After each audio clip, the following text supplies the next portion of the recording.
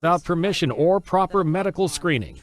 But now, the ringleader of the scheme, Michael Mastromarino, seen here in court earlier this year, has been sentenced to 18 to 54 years in prison.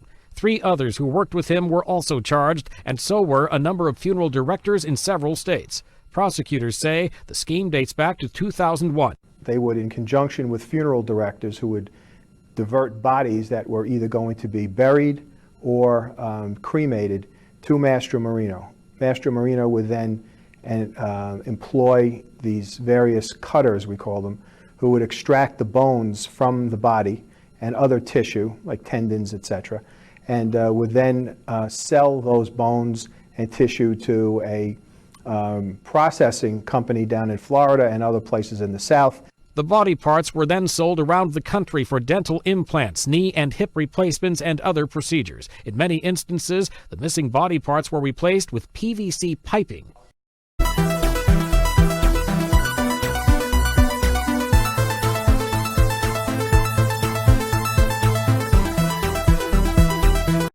Hey everyone, Keto Comic here. Welcome to Thought Crime and Keto and Crime. For those of you on BitChute, you may have noticed I finally changed my channel name from Keto Comic to Keto and Crime. So, welcome. Same content, different channel name. Just making it match up with everything else. This is a very interesting case, and one that I actually wish was not a thing, and that it never happened, because it really shows the depravity that the human animal is capable of when it comes to money. And if you have a weak stomach, if you are trying to eat while you're watching this, I highly recommend that you don't, or pass on this video, because just like my story on Tri-State Crematory, this one involves descriptions of dead bodies and things that happen to dead bodies, and unless you can stomach that, I highly recommend you pass on that, and do not try to eat while you're listening to this unless you just have the most iron of constitutions, and if you do, I want to meet you. So, let's get started. The original, real Dr. Frankenstein, Dr. Michael Mastromarino. Also, for those of you watching on video, not in my normal setting, we are on the road to Memphis, Arkansas, which next week, if you remember my little posting on the community tab on YouTube, we're going to be starting the West Memphis 3, and I'm in that very town where it happened, so I'm able to get a good prospect for that case. But I was here performing in a roast battle, in which I came in 3rd. I was very proud of that, because I'm not normally a good roaster, but that will actually be up on a podcast on the SiriusXM network next month, and I'll be happy to post a link to it when it's up, so if you want to enjoy that. But let's get into this case. Dr. Mastromarino was born September 16th, 1963 in Brooklyn, New York. He grew up in Brooklyn, definitely an upper middle class family, did very well in school, very well in high school, wanted to go into the medical profession from an early age.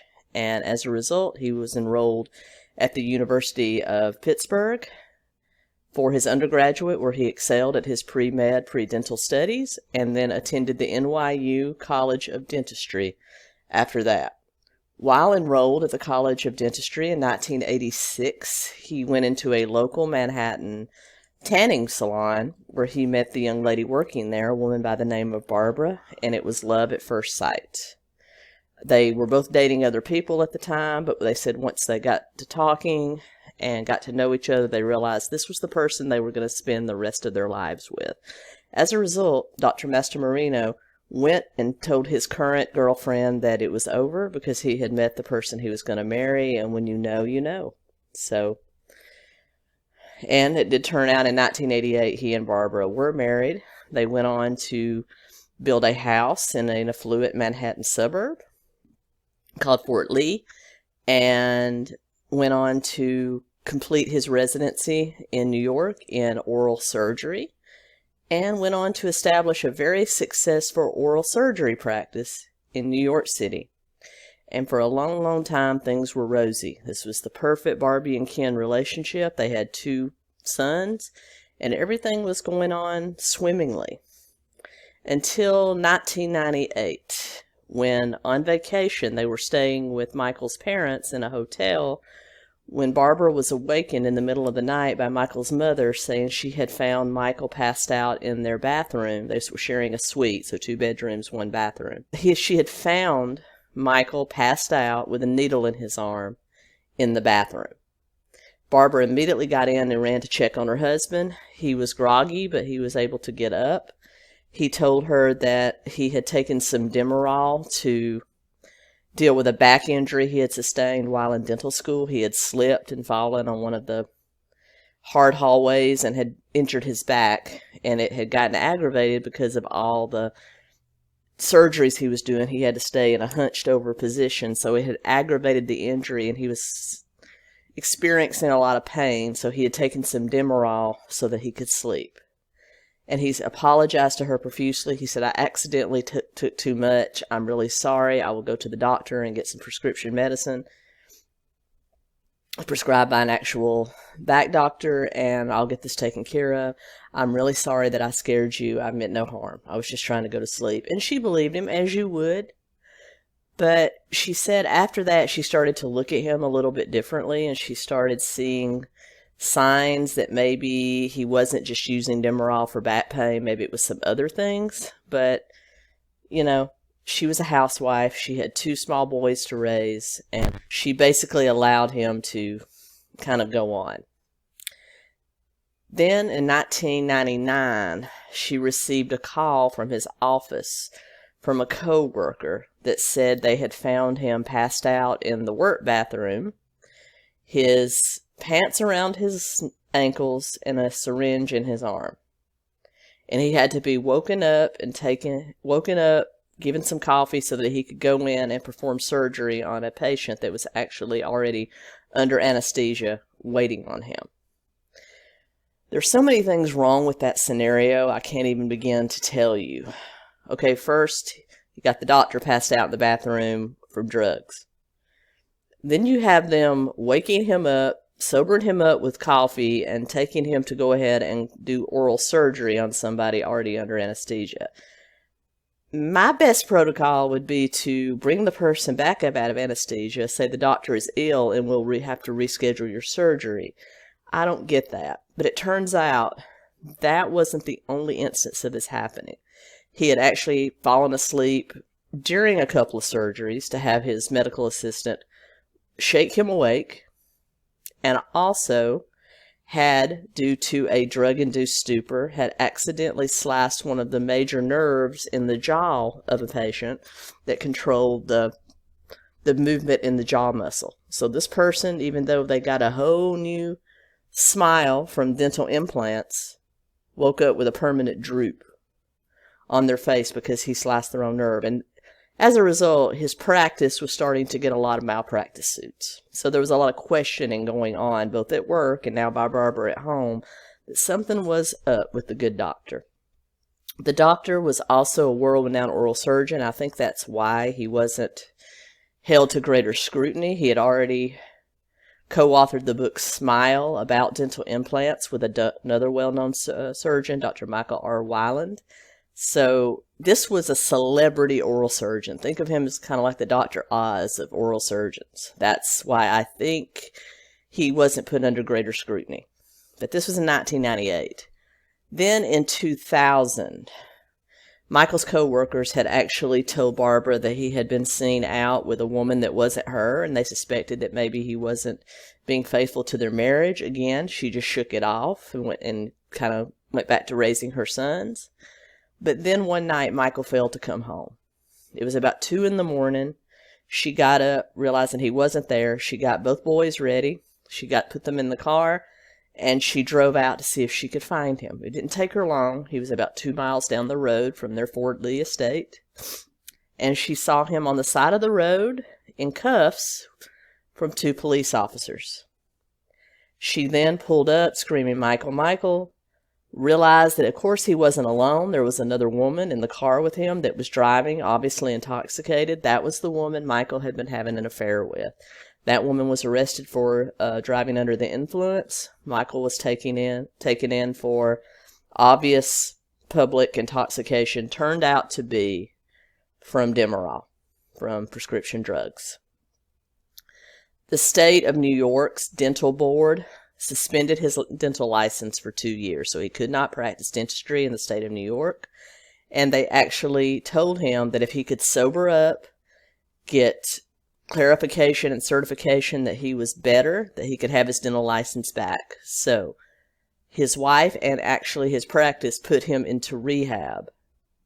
He came out, he did well for a couple of months, but then relapsed, and that caused the dentistry board to completely take away his medical license, his dental license, never to be returned. So he basically lost his job, his practice, and his career. They did manage to save their marriage, and he did take on a new career in 2000, 2001 in the burgeoning transplant industry. This is when our ability to transplant organs to save other people's lives had gone well beyond blood transfusions, heart transplants, liver transplants, lung transplants, what have you, kidney transplants, the major organs, and was now branching off into skin and tissue, muscles, ligaments, tendons, bones, corneas, retinas, inner ear, anything that you can think of that we could harvest and transplant to make another human life better was starting to come in fruition during this time. And he actually got a job, due to his medical contacts, working for a tissue transplant company, selling harvested human organs for legal transplant. And because of his contacts with New York City, he became a prime salesman in the state of New York, and he saw the potential to make a lot of money there. Most harvesting of organs takes place in hospitals, about 90% of it. The other 10% takes place in funeral homes. And he was dealing with the 90% that take place in hospitals, which are under severe scrutiny from transplant boards, and so there's not a lot of shenanigans that can go on there. However, he, with his eye, saw potential in the 10% that took place in funeral homes because there wasn't as much regulation there. Because when a person dies at home, they're taken directly to the funeral home rather than to the hospital. Do you die in the hospital, they're going to do your harvesting there before they even send you to the morgue. In a funeral home, if you die at home or in a nursing home or something like that, you're going to be taken immediately to a funeral home where if you're a donor, your parts are going to be harvested and then you're going to be put through the embalming process. So he saw great potential for that 10% that was done in funeral homes. And he got an idea. He started his own tissue harvesting company based out of the Daniel George and Son Funeral Home in Bensonhurst area of Brooklyn, New York. He actually rented a room from them upstairs. He got it inspected as a medical office, and even though he had lost his medical license due to drug abuse, he was able to get a license in 2002 for the legal medical trade of human organs and tissue. I still don't understand how that's possible, but he was able to do it. And he started his own harvest company. Because he was a surgeon, he knew exactly how to do it. So he would work out of a room, basically a mini operating room with a medical table, medical lights, surgical equipment he had. In this room, he would work exclusively with this funeral home by himself. People that were donors would come in. He would do the removal surgery upstairs himself. He would pack it sterilely, and he would then sell it to tissue companies like the ones he had sold for. They would buy it from him and then send it to hospitals and medical clinics all over the world. Now, one thing you have to remember about this, it is illegal in the United States to profit from the sale of human organs and tissues. If it was, we would probably see a whole lot more people waking up in grungy bathtubs and hotels with their ice down and an incision. So you remember that old urban legend? So it's not, you can't legally sell them, so to speak, but how all these companies get around it is they charge a handling fee. They don't actually sell the tissue or charge a handling fee for removing it and getting it to you. So that's how he got around this. He would basically pay Daniel George and Son Funeral Home $1,000 for a body. He would harvest as much from it as he could. At first, he did it legally.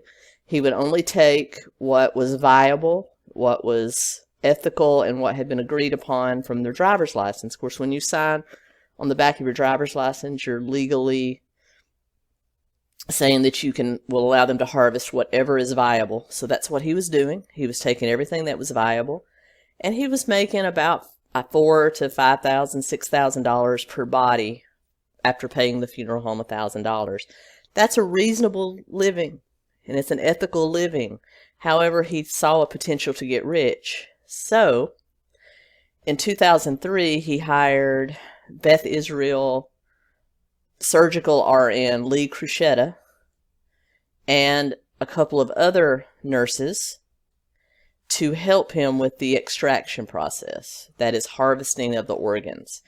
These people had it down to a science. It usually takes a few hours to harvest skin, to harvest corneas, retinas, whatever you're going after, but he literally had these people, they had a carpentry precision with this stuff, and they could literally, this is where we get into the disgusting part of this video and or podcast, they could actually strip an entire body in less than an hour. Take everything. Now, as you can imagine, they were no longer doing it ethically. They were starting to ride along that thin line between black market and legal. Even though they were still only taking what is viable and what was agreed upon, they were doing it in a less careful way. They were basically mutilating the bodies. They would take the quickest way possible, pack it down, and get it out, and for the next body to come in. He also decided, now that he had help, that he didn't need to necessarily be there to supervise, so he started going out acting as the salesman, and he struck up deals with many other funeral homes in the New York City area, paying them $1,000 per body. And of course, these funeral directors jumped all over it because it's extra money to do their harvests for them. So they would transport from other funeral homes to Daniel George and Son Funeral Home to that room upstairs where they would harvest the bodies. Then he got even more money hungry and less scrupulous. He realized that it doesn't matter what is ethical and what is agreed upon. Take everything. So he told them to start stripping everything that a medical tissue company would buy. Bones, tendons, ligaments, eyes, major organs, whatever they would take. Start harvesting it, no matter what was wrong with the body. Now, when you talk about what's ethical and what's agreed upon, first of all, if you're over the age of 65, your body is not supposed to be harvested because you're considered out of what is considered standard for being able to be a donor. That is, your body may not be in the best condition to support another person. So you're not supposed to be harvested over the age of 65. Also, it matters what's on your death certificate. If you died from kidney failure, not supposed to take your kidneys. If you died from heart failure, not supposed to take your heart. If you had vision problems, not supposed to take anything related to the eyes. If you had cancer of any part of your body, those parts were not supposed to be harvested. And if you died of HIV related causes, nothing is supposed to be harvested. So keep that in mind. He started basically altering death certificates and or paperwork related to the death certificates to show that this person was a healthy person that just died of whatever, an accident or whatever, so that he could take anything he literally wanted. So how could he get by with this? How could he take the bones of somebody that had bone cancer and send them for transplant? By altering the paperwork, and also by replacing what he had taken out of the body with artificial means. That is, his people started replacing bones with PVC pipe and started stuffing the bodies with literal garbage, saline-packed plastic bags, what have you, to make the bodies appear normal. Don't get me wrong, the use of PVC pipe to replace the bones of victims of accidents or other people that were mutilated prior to death that have to be made suitable for viewing is not unstandard in the death industry. I'm just saying that they were using it for an unscrupulous method of hiding what they were doing. Just wanted to clarify that. Before they shipped them back to their prospective funeral homes for burial, internment, or cremation. Bodies that were supposed to be cremated were literally stripped with no regards for anything and sent back scraps to the funeral home. They were just burned at that point and the ashes given to the survivors. If the person was supposed to have a wake or a open casket funeral, that's the ones they would use things like PVC pipe and saline on to pump them up so that they would still look presentable in the coffin. And then, to overcome the medical testing that was often done on, like, the transplant tissue companies, they would often test, they wanted a vial of blood with the organs or whatever was harvested so they could test it for diseases. They would actually save the blood from healthy corpses that didn't have cancer, HIV, what have you, and they would send those blood samples with the bones and organs of people that were sick and should never have been harvested to begin with. So he increased his profit from $4,000 to $5,000, $6,000 a body up to about $15,000 per body. So he was making millions, and he was paying his people well into six figures, so no one was saying anything. They were just running along very happy until they made a mistake and they did something to a very high-profile body they shouldn't have. For those of you watching on video to my right, you see a picture of Alistair Cook. He was 95 years old when he passed away from lung cancer that metastasized to his bones. He was a long-time BBC, National Public Radio, and PBS narrator. He ran the longest spoken word radio show in BBC history and NPR history. He also was the host of the classic PBS show Masterpiece Theater. I'll insert a couple of clips here.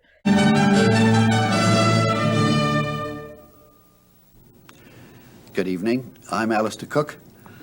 Tonight we begin a new series called Poldark, which is based on 4 novels by Winston Graham and runs to 16 episodes. So I can only say that now is the time for the party to settle into a spate of dueling and loving and wenching and poaching and marrying, not to mention banking and copper mining.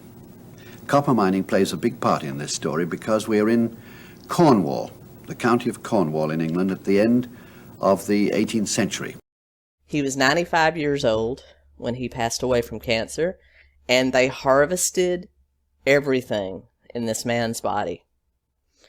Like I said, he had lung cancer metastasized to his bones. They harvested his bones, something that never should have been done, and they returned to the funeral home.